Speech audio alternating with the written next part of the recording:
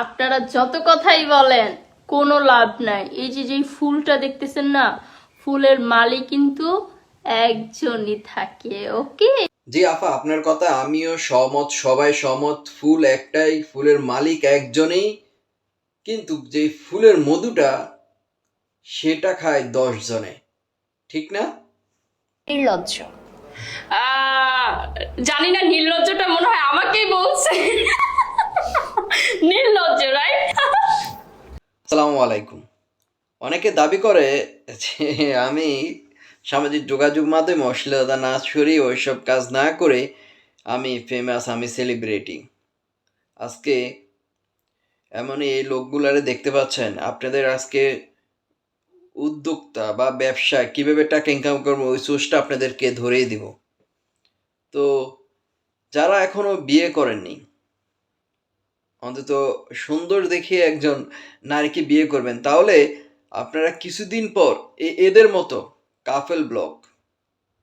কাপল ব্লকের নামে নষ্টামি, ভণ্ডামি, তাদের তো লাজ লজ্জা শরম কিছুই নাই। তাদেরকে আত্মীয় স্বজন নাই কিনা আমার জানা নাই।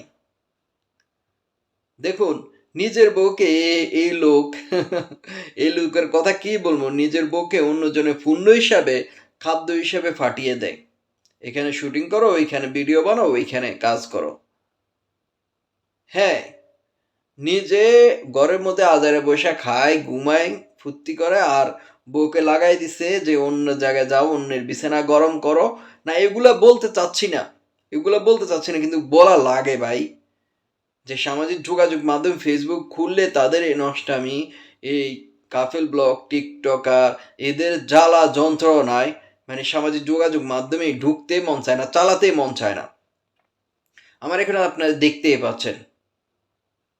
প্রথমে তারা কি করে, তারা মানে নিজের পোশাক আশাক একবার মনে হয় যে সব কিছু খুলে ফেলবে। হ্যাঁ, এভাবে নষ্টামি এভাবে করে তারা প্রথম সেলিব্রেট হয়ে যায়, ফেমাস হয়ে যায়, তারপর ভদ্র সাজে, তারপর বলে যে না না আমরা তো এগুলো করি নাই। তারা প্রথমে একটি পলিসি সিস্টেম নিয়ে এসব ব্যবসার জন্য, বউ ব্যবসা করার জন্য তাদের আগে নেগেটিভ করো, খারাপ কিছু ভিডিও এই সামাজিক লিঙ্ক টিঙ্ক এগুলো ভাইরাল করে দেয়। বলে যে আমি তো ভাইরাল করে আমার ফোন হারাই গেছে, আমার এটা হয়েছে ভাইরাল হয়ে গেছে। পরবর্তী তারা সাধু সাজে, টক শোতে আসে, এখানে আসে, ভিডিও বানায়। এইসব কাজ তাদের। বউ ব্যবসা কিন্তু একবারে সহজ ব্যবসা, যেটা লস নাই। ব্যবসা ইনভেস্ট করবেন আপনি, টাকা টাকা টাকা আসবে। হ্যাঁ, ফেমাস হয়ে যাবেন। কিন্তু তাদের জন্য না আফসুস। আল্লাহ তাআলা তাদেরকে হেদায়েত দান করুক। আর কিছুই বলবো না। আপনাদের মন্তব্য কমেন্ট বক্সে জানিয়ে যাবেন। দীক্ষা জানাই তাদের।